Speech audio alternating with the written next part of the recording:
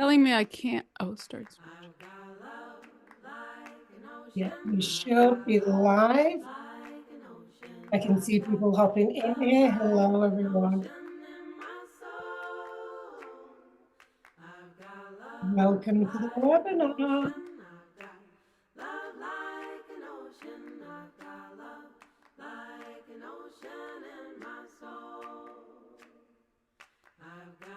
Keeping an eye on the chat here. Drop your name in the chat. Tell us where you're tuning in from.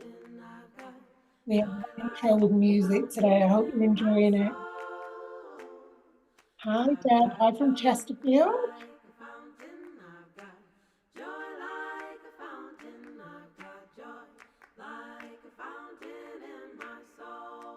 Aloha from Kua. Aloha, Karen.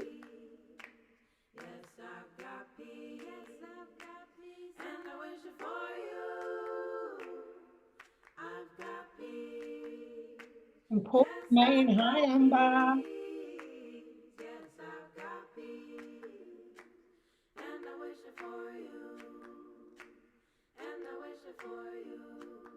Oh, I'm from Dublin. Hey, Rihanna.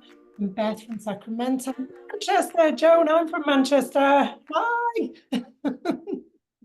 Okay, I'll pause that before we play the whole album. Welcome, everybody. Welcome to our webinar today. My name is Sinead. My pronouns are she, her. I'm part of the Offering Tree team here, and I am particularly thrilled today to introduce Barrie Risman to our webinars and to our Offering Tree community. I have been part of Barrie's online community for a few years now, and I love the way that in every single class that Barrie teaches, she weaves in seemingly effortless, authentic yoga philosophy to every single class. So I'm really excited that we can learn from Barrie today. So thank you for being here. Just keep everything coming in the chat. We want to hear from you. Make sure you have your notepad and pencil ready today, because Barrie's going to guide us through some live workshopping as we go through the call. And a little bit of housekeeping, there will be a replay. It will hit your inboxes hopefully later today with all the notes and links that we talk about. There'll be a Q&A at the end of today's call. And I'll give you my little bit of an elevator pitch before I hand the mic over to Barrie. We are Offering Tree. If you're new to us, we are an online software. So for a yoga business or a wellness business, whether you're a one person teaching one class a week or you're a multi-location studio, it's a website and all the parts that you need in the background, from booking and scheduling and your clients paying, sending out emails to your clients with amazing resources, all the way through to an on-demand library, Zoom meetings, you name it, it's in the software. So we will be sharing a discount to Offering Tree today for you to access your 14-day free trial if you want to, if you're not already with us. And we would love to hear from you today in the webinar, so make sure it keeps coming in the chat. And that's enough from me for now. I'm going to pass it over to Barrie. I'm going to get my notepad ready. And I'm just going to stop my screen share. Did I just stop? Yes, screen's gone. Yeah. Okay.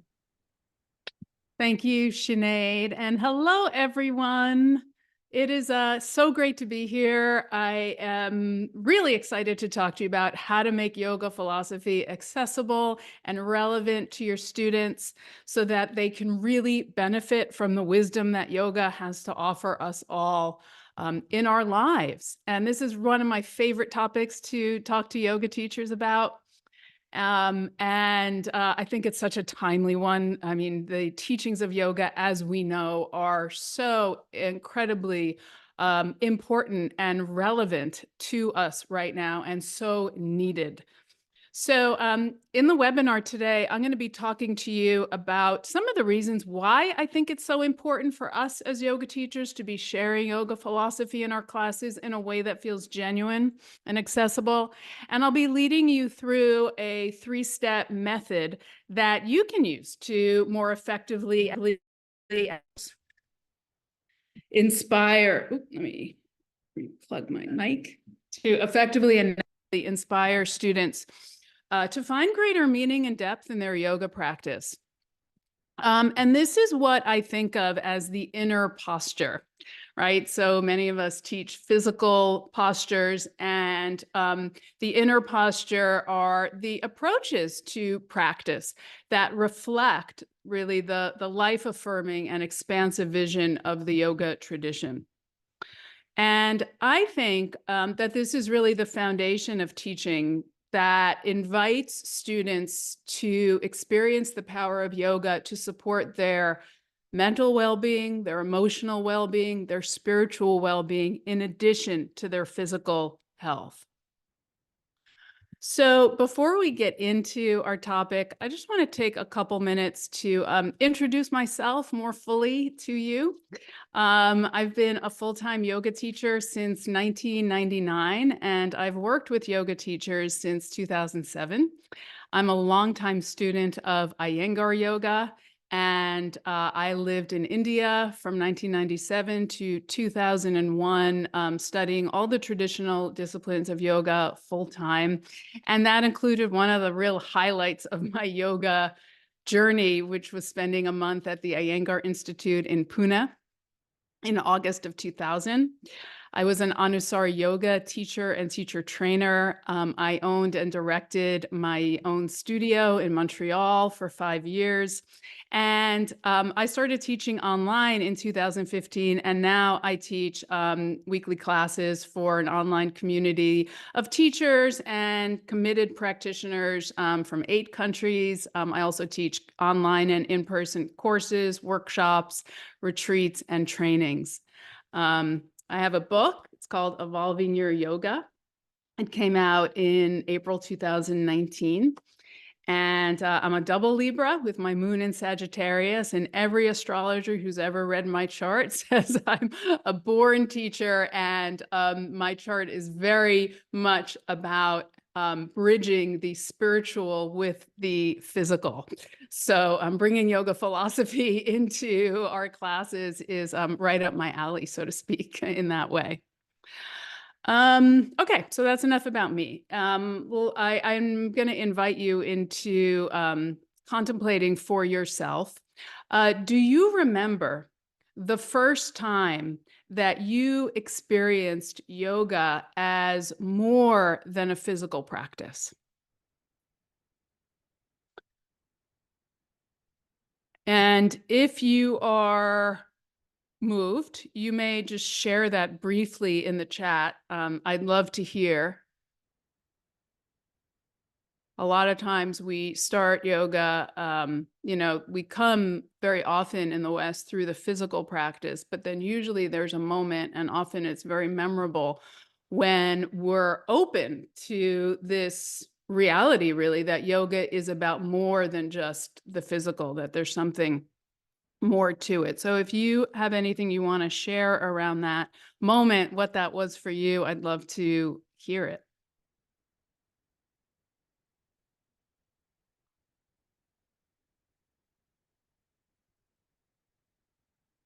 So one of the reasons I ask that question is, for me, it came through really recognizing that after I did an asana class, I felt much more calm in my mind. It was almost like I pressed the reset button on my thoughts, right? And then there was that sense of renewal and replenishment and resourcement that comes very often from, when we do the physical practice and the effect it has on our minds.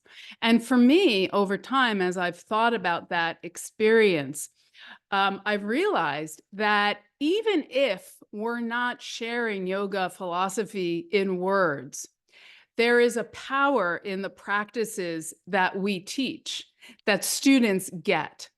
And so I think that students can have an experience of what yoga philosophy points us to, even when we don't say anything. And so I think it's very important for us as teachers to really trust and recognize that power of the practice.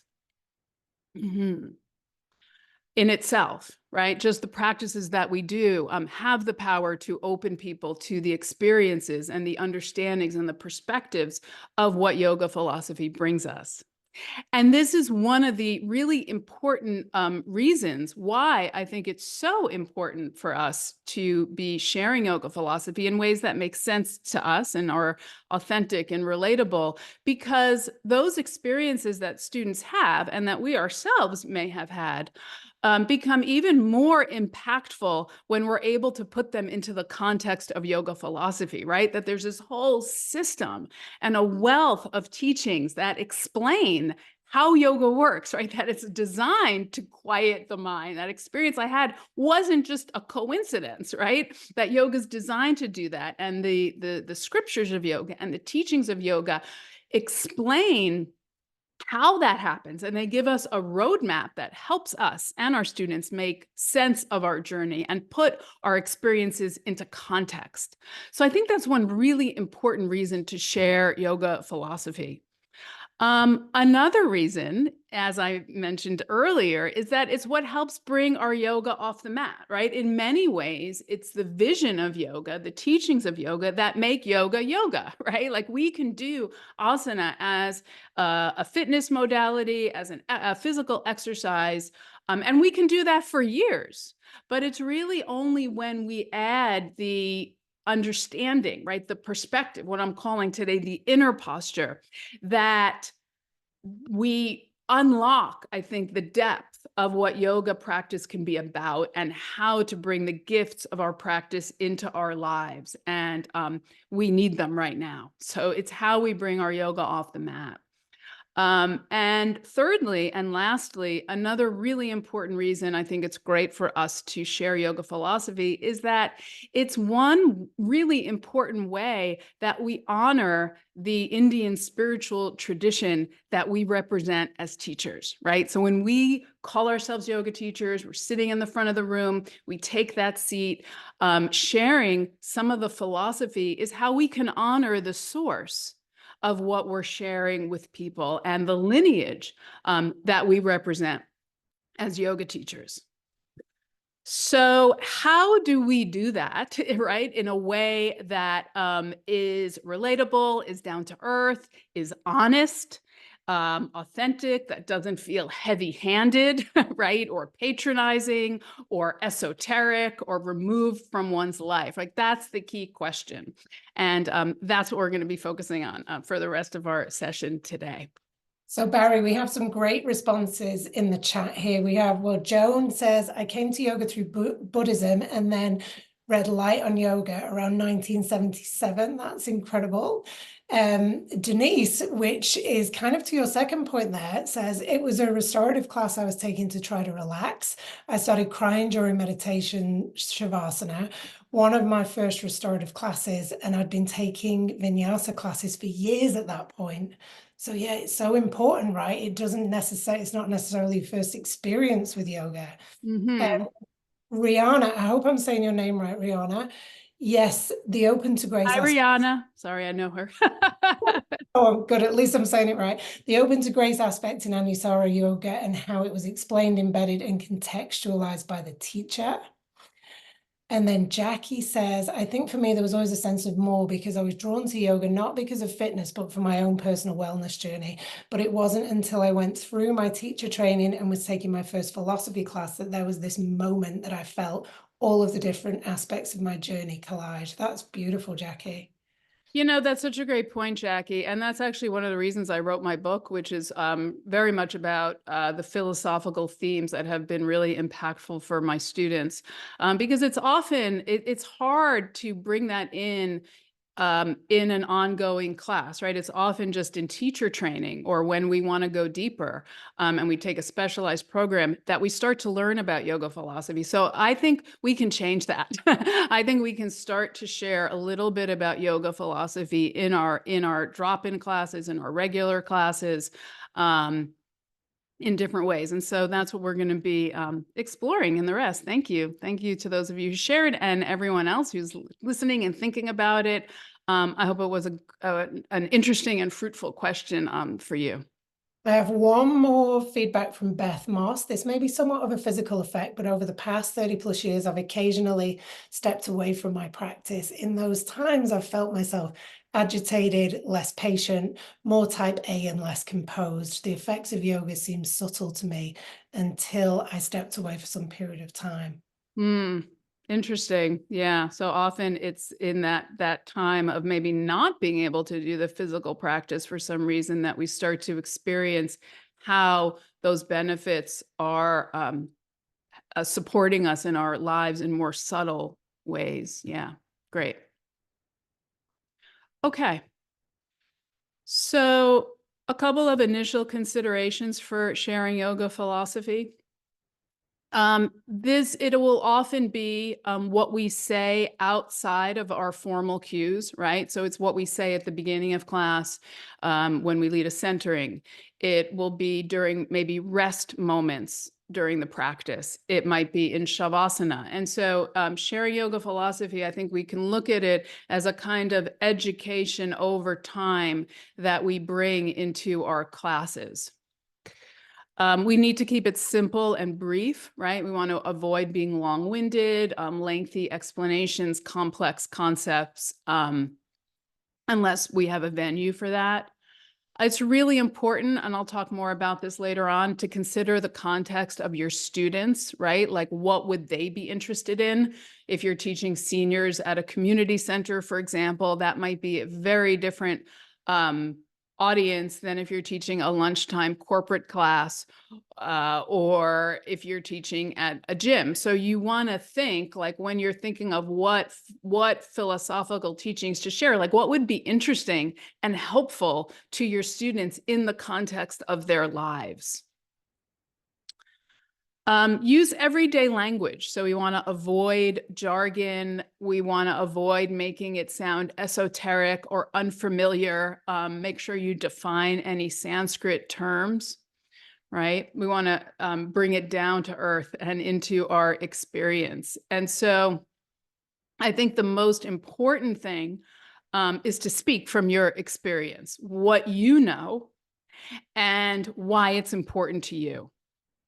And so this is why I think it's crucial as teachers. I think the most important point about sharing yoga philosophy in a way that's down to earth and relatable is that we ourselves have an engagement with them, that we ourselves contemplate and reflect on the teachings for ourselves and our lives as a first step. And then we're able to speak from our own experience and articulate what the teachings mean to us and how they make sense to us in our own lives. And I think when you speak from your experience, this is when the teachings really land with students, not as just an esoteric concept, but as a grounded, lived experience from one human being to another, right, in 2023. So I think we as teachers need to be engaged in our own practice of swadhyaya, right, self-study, contemplative study, to develop a living and engaged relationship with yoga philosophy. And so the approach that I'm going to lead you through today is designed to be a method for you to do this. Okay, so I'm going to share a 3-step process to contemplate the teachings. And this is, you can have your pens and papers out. And this comes from a traditional Upanishadic model. So the Upanishads are the very first yogic texts. And this is a method of inquiry that's based on a 3-step process that's a traditional inquiry process that's from the Upanishads. So the method is, first to consider what does the teaching say? And we're going to go through this with a teaching that I'm going to invite you to contemplate today. So what are key words? What are this is where you can look up definitions, synonyms. You can think like, what other similar teachings have I heard that relate to this? When I sit with the words of this teaching and listen to it in that way, what images come up, what feelings, what sensations, where does it live or resonate in my body? like that. So what does the teaching say? That's the first step. And then the second step is, so what?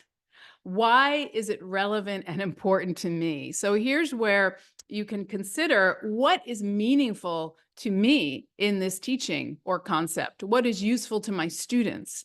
Which parts make sense to me and resonate? What's challenging to relate to? Like, how do I experience it? And what would it be like to be fully aligned with it? So the so what? Why is this concept or teaching relevant and important to me? And then thirdly is how. How can I apply it in my practice and in my life? How could it be explored in class? What concrete ways could I assimilate it? So bringing kind of the essence of what you got from the first two steps, the what and the so what, into how. How do I actually practice it in my life? How, in the context of my students, could they practice it, right? How could I bring it into the experience of the class, right? So what, so what, and how? So I'm going to invite you now into to actually go through this process with a teaching that I've brought, and it's this one. Pema Chodron, Buddhist teacher, says, "You are the sky. Everything else, it's just the weather." Maybe you've heard this before. Maybe not, doesn't matter. You are the sky. Everything else, it's just the weather. So I'm going to give you 3 minutes for each step in the process. So I'll put the steps up again. So maybe you could write this down in your notebook.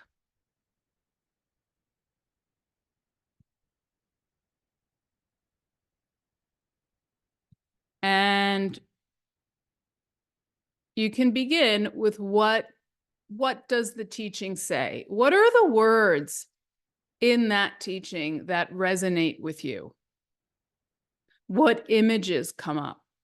What sensations? How does it land? And to do this, you may want to just read it, or even silently or out loud repeat the words, and take a couple minutes to just sit with it.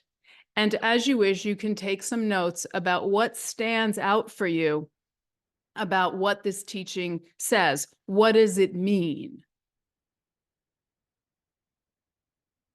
Perhaps what other teachings you've heard or know that are similar to this one from any tradition. Okay, so take a couple minutes and I'll let you know when it's time to wrap up.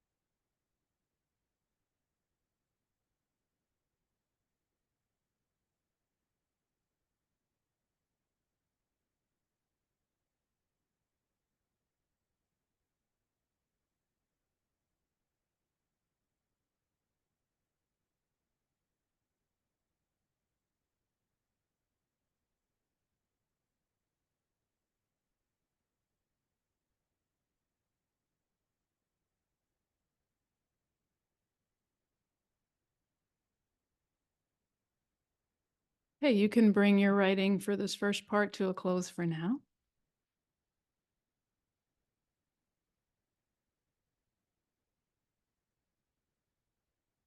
We'll move on to part 2. The so what. Why is this relevant and important to me? So, what is meaningful to you in this teaching? How is it relevant to your life? How is it relevant to your practice? How could it be relevant to your students? How do I experience it? What gets in the way? Right? These are all questions for the so what. What parts are easy to understand? What parts feel more challenging or difficult? So take a few moments and do some writing about this.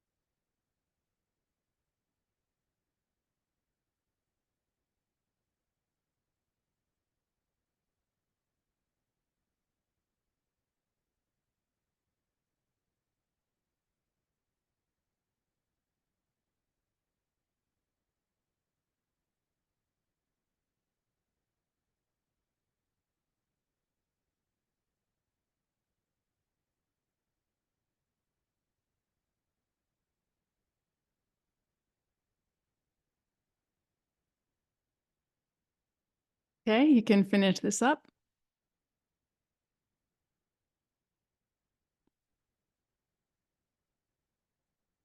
And now we'll move on to the third part, the how.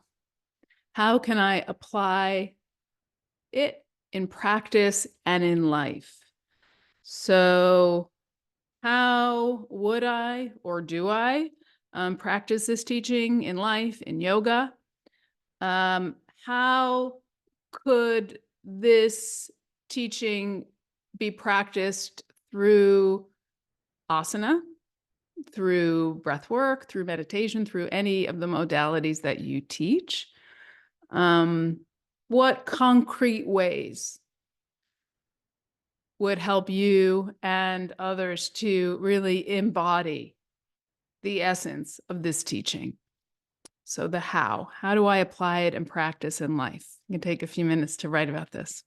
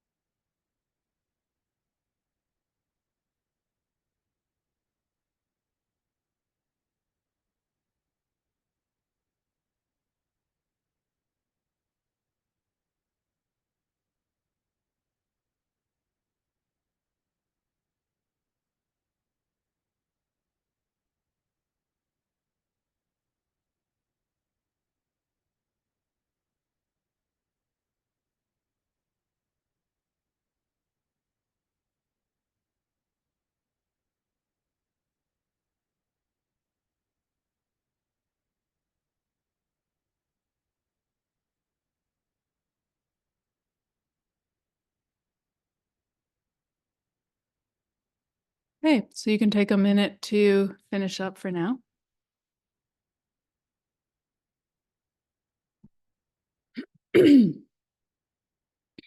So how did that go? I'd love to know if anybody wants to share in the chat or ask a question.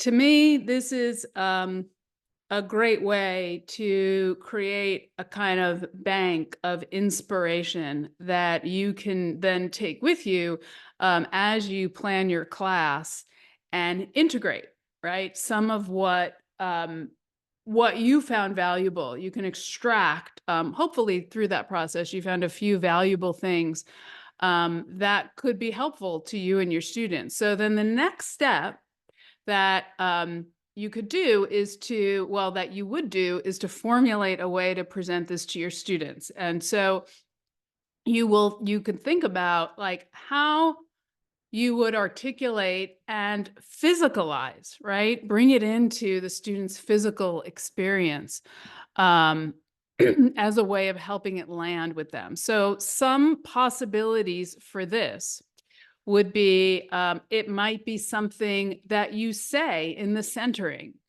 right? Like my very first yoga teacher, she used to often ask us right at the beginning of class, she would say, "What's the inner weather report?" It was so brilliant because even though I didn't know anything about yoga philosophy, it immediately gave me this notion that, first of all, I had a little bit of that I wasn't exactly the same. Like I could know my thoughts, right? It helped me become aware of that self-reflective awareness. And also that, like the weather, thoughts are always changing, feelings are always changing. So it was a really brilliant way, I think, of bringing a very deep teaching into a simple everyday question. Yeah, and somebody's mentioning visualize. So yeah, if you're a visual person, some of this might come out in drawings, right? You know, images. That's a totally fine way to contemplate it. So you can bring in perhaps something you say in the centering, a theme or an approach you invite students into at the beginning of class. Another way is you might relate the teaching, whatever it is, to an action or a pose that you teach, or a class of poses, or your sequence. Like if, you know, maybe there's a part of the body you're focusing on, or a class of poses, like you're doing all seated poses, right? So you can, there's different ways to physicalize yoga philosophy. And again, I think the most important thing is it has to make sense to you in your own experience, right? So whatever way you would do that, maybe for this teaching, it's something about pausing and taking a breath. Yeah, so Carl Yeah. is saying to me, this tells Mhm. me I should remember that I am just the observer. It's relevant to me and to my students because it helps to make you aware of when you get stressed. It's often harder to do this than to know it.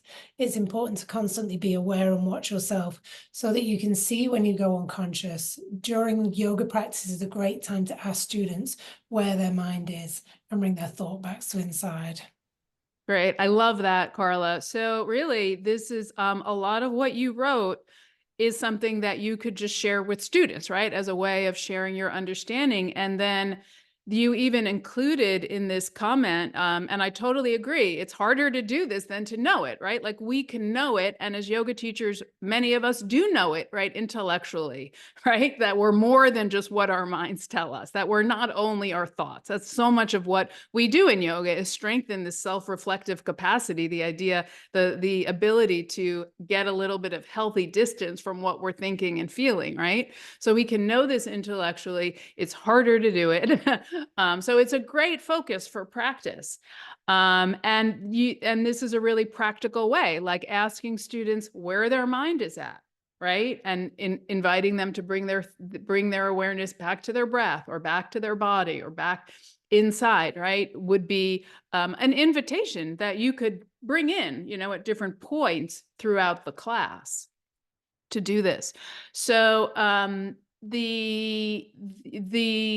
another way to integrate yoga philosophy would be through the breath, right? The breath is so profound, right? Exploring teachings through the breath, or a meditation exercise, right? Any of these are possibilities. So Jackie's saying practicing non-attachment, recognizing and appreciating the ephemeral nature of life. No emotion lasts forever, just as no asana is held forever. Exactly. So just inviting students into that awareness in the class as a way of helping them understand how it works in their lives, and maybe sharing a little bit about your own experience of that, I think is a really powerful technique, right? Anything else? Um, I wanted to offer you as well,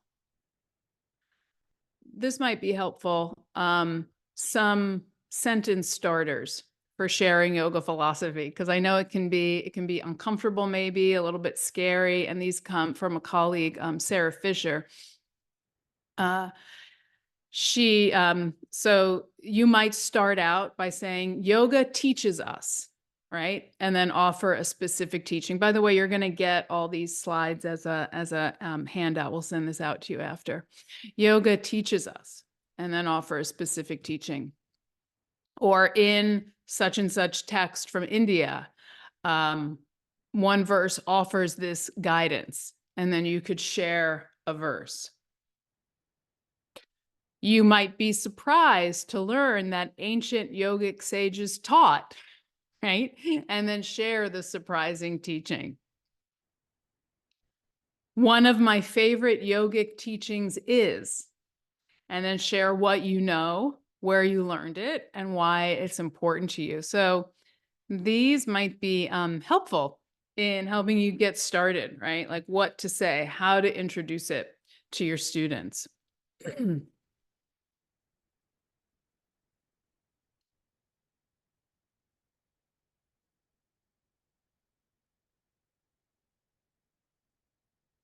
Some additional considerations that I want to mention before we open it up for Q&A is it's really important to credit the source of anything you share that's not yours.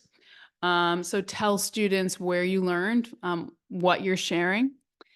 Sinead, do you want to talk about some of the possibilities from on the Offering Tree platform that could help to, there's lots of ways you can share more information or follow up, or, share links, inspiring readings on the themes presented. Because my experience is that really often students, when we start to share yoga philosophy, students will want to know more. Like they'll say, oh, where did you get that from? Or, where can I read that? Where can I get a copy of that poem? Right. So it's really helpful. And I think students really appreciate the additional possibility, right, of inviting them into where they can learn more if they're interested. So do you want to talk about some of the ways that that can happen through the platform?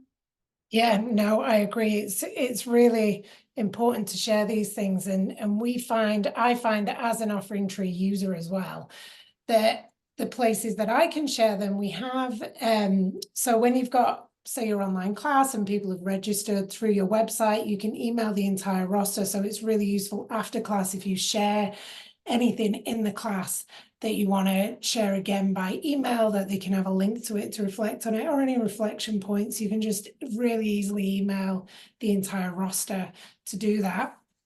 We also have the ability to create a page on your website, as many pages as you want, but you can have specific pages that are dedicated to something that is meaningful for your business as well. And that page can sit on the website either the whole time, or you can publish it or unpublish it. It can be invisible on the website and just be a link that you share to your students to guide them through that. So yeah, there's a few different ways within Offering Tree that we can make it a little bit easier to share, and also email newsletters, I find. I also subscribe to Barry's email newsletter, and I always look forward to it every week because it always has that topic and weaving in something that's really relevant and feels, it's always a great read. So having that as a way to enhance how you're relating to your students is so important too, right? These different ways that we can stay connected. I find that once you start doing this and bringing these ideas into your classes, you'll have so much to say and share that it can be really helpful to have an opportunity to send an email out after, right? Like, because even as you're teaching, new ideas might come up, right? Or based on what students say and how they respond, like there'll be even more that you want to share. And also students might not remember specific things that you say. So I think the follow-up idea is really great. And yeah, my weekly blog, the Beyond Asana blog, which you can sign up for on my site. A lot of teachers write and tell me that they use it as inspiration for their teaching. So I definitely keep that in mind and as I write it. So yeah, that would be another tool if you'd like. Yeah, and that would be one of my questions. What text do you recommend? Do you have any recommendations for like a breadth of text? I have your book right here, Evolving Your Yoga, and we know the traditional yogic text as well. Is there anything else? I know Joan mentioned Light on Yoga. Is there anything else you'd recommend? Yeah. Well, Light on Yoga is actually more of like a posture manual. It's not really a philosophical text, but BKS Iyengar's book, Light on Life, on the other hand, is full of amazing philosophical teachings. And I've used that a lot as the basis for my teaching. My book is the subtitle of my book is 10 Principles for Enlightened Practice. So what I did was I took 10 themes that have been really impactful for me, and I interviewed 25 longtime teachers who also shared their most impactful teachings and how their yoga practice has evolved over time and what philosophy concepts and notions have supported them, and kind of put that into 10 different principles. So it's really designed as a way to bridge the gap between the physical practice and the philosophy. There's another book that is called Meditations from the Mat that gives short, ideas that you could share. And I think, I really think one of the best ways to study yoga philosophy is with a group like a book club, for example, and to actually go through the text, because I've been studying yoga philosophy for over 30 years, and the foundational teachings, I return to them again and again. And the amazing thing and the really exciting thing for me about yoga philosophy is that every time I engage with teachings, even if it's been decades, I find there's always something new for me to understand, right? Because again, we know that we can understand something intellectually, but when we put it into practice, it's different. And that is always changing because we're always changing. So I think there's a real power in revisiting the fundamental texts, the Yoga Sutras, the Bhagavad Gita, the texts of the Bhakti tradition, if that's, whatever you're drawn to, the Upanishads, the texts of non-dual Tantra, there's this whole wealth of scriptural wisdom that is not just, it's not like we read it and we know it and we're done, right? It's a lifetime of engagement and re-engagement. And I think that one really powerful way to do that is through conversation, like with other teachers, right? And just in being in community. So I think book clubs are a great idea.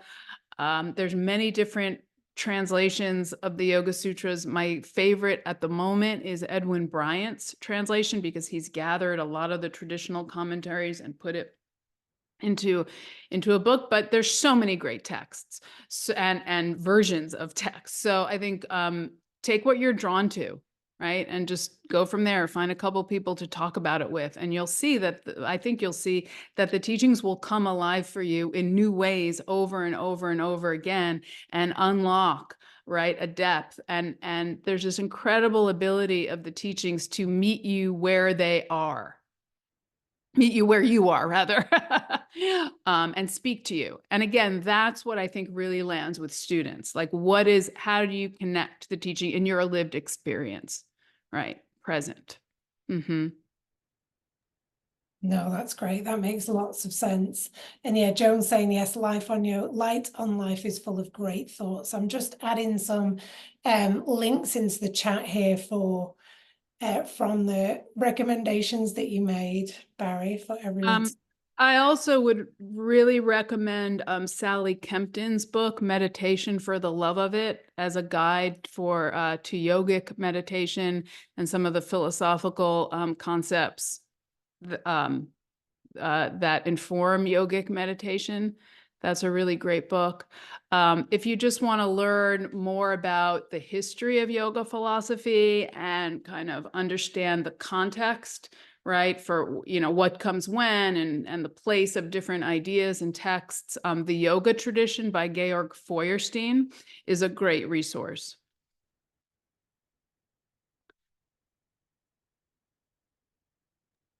Yeah, I'm trying to make notes on all these, so I'll probably ask you afterwards as well. Mm-hmm.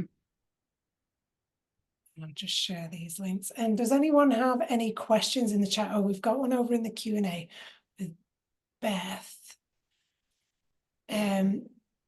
While I love books, I'm more of an auditory visual person. Are there any podcasts or other modalities you might recommend? Great question, Beth. Yeah, Yes. that is a great question. I would look at what Sounds True does. I really like that company, and I like a lot of what they do. I don't personally listen to yoga philosophy podcasts, so I would suggest you try it out. One podcast I really like, though, that's from the Buddhist tradition is called The Way Out is In. And that comes from Thich Nhat Hanh's community at Plum Village. The other podcast is On Being with Krista Tippett. That's spiritual topics. It's not only yoga, but a lot of it relates to yoga in some way. So, yeah. I'm just going to share a couple of these links, and I'll go back and make sure that I grab all of these for the replay as well for anyone that's here for the replay. Thank you.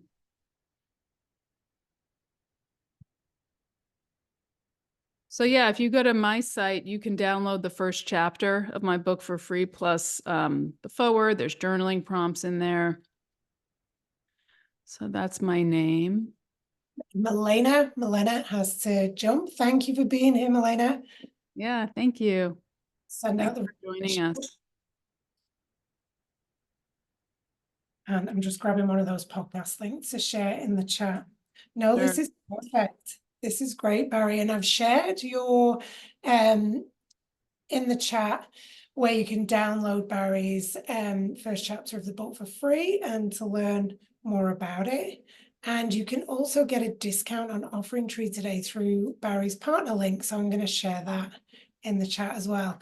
But Barrie has a vibrant online community, I would say, with their wonderful classes and a really rich library of classes as well, right, Barrie? Yeah. So here I'll share the screen. So if you're interested in experiencing this in real time, my online platform, the classes I'm teaching now are called Yoga for Turbulent Times, Building Strength, Resilience, and Compassion for a Changing World. So I teach weekly online classes, live streamed and also on demand. So here's the, you can try out, there's a 7-day free trial. I teach classes every week.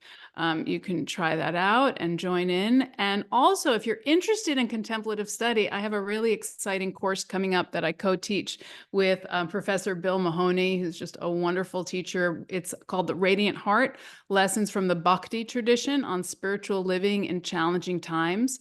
We use his book, Exquisite Love, which is a translation and commentary of Narada's Bhakti Sutras, and a 3-week online course. I teach asana classes, integration sessions. He gives teaching talks. There's live Q&As. So this is a great opportunity to engage in contemplative study with fellow practitioners and teachers. So that starts February 5th.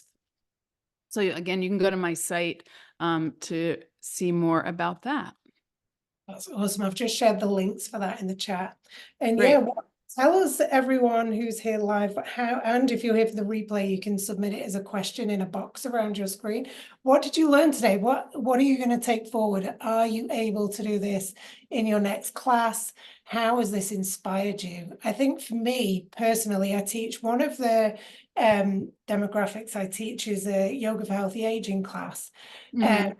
And I've been sort of slowly, I've known the group of participants for quite a while because I've found they've become very loyal and they come every week.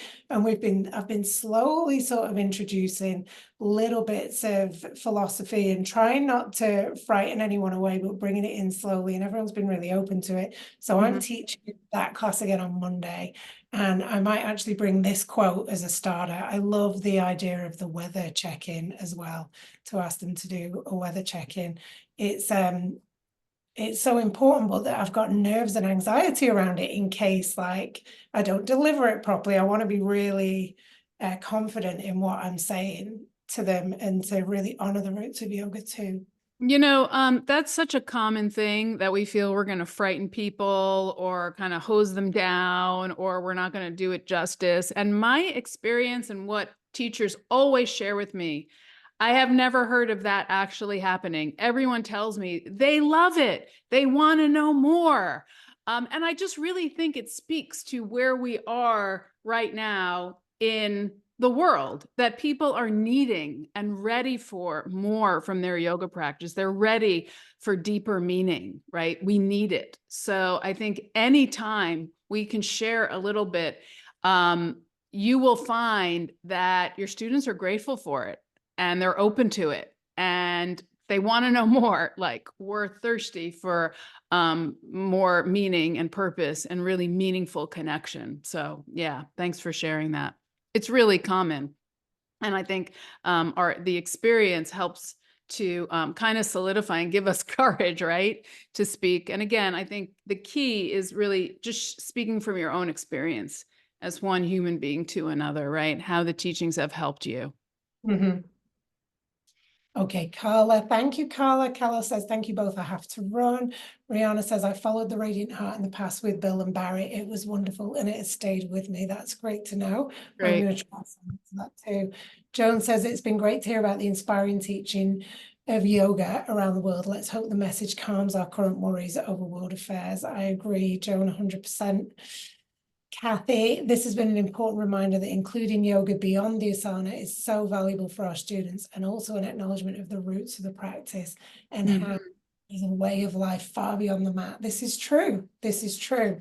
It's been great, and I hope everybody can take what we've learned from Barry today and take it forward into your own classes too. And we would love to hear how that goes for you. So if you Yeah. ever want to reach out, I've shared how you can reach Barry. I've shared the Evolving Your Yoga and your Instagram and your series. So I think everyone's got ways to keep in touch. And of course, all these links and the slides will come out with our replay email. And if you ever want to get in touch with Offering Tree with any questions or with a follow-up on this, we can always forward it to Barry. You can email us anytime at hello@offeringtree.com for anything, feedback, tips, things that you want to talk to Barry or one of our webinar hosts about. We're always there. There's a real team behind the email. And Joan saying it's been great to hear about the inspiring teaching of yoga around the world. Oh no, I just read that one. Sorry. Yes. Yara Yoga. Thank you so much, Barry. So grateful for having you in my yoga journey. Yes, I echo that. Thank you, Oh, Barry. thank you.